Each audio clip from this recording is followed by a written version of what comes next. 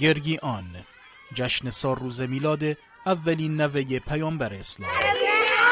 جشنی مردمی که همه سال شب 15 ماه مبارک رمضان در چند استان جنوبی مثل خوزستان، بوشهر و هرمزگان برگزار می شود به یمن ولادت امام حسن مجتبی علیه السلام. هر سال گرگیان که میشه ما به بچه های فامیل در خونه ها را میزنیم و شیرینی به ما میدن و خیلی خوشحالیم. آماده بودم که امشب را گرگیان بگیم، چیزنم گرفتم.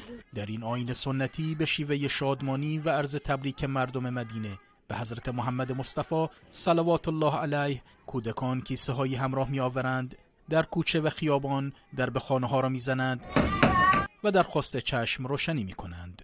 وحاتم الكرم و اهل الكرم كلهم وحاتم قطره بجود بحر ابن زکیه.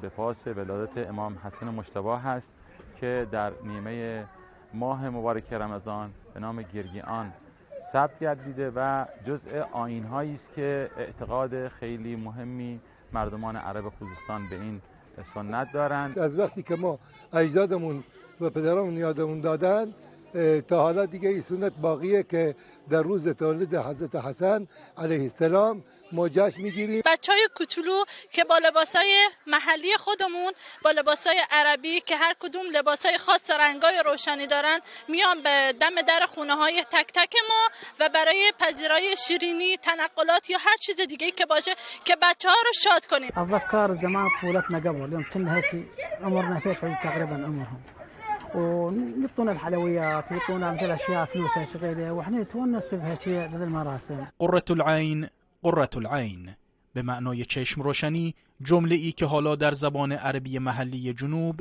به قرقیعان یا گرگیان رایج شده است. آیین گرگیان در سال 1395 در فهرست آثار ملی به عنوان میراث معنوی مردم عرب ایران به ثبت رسید.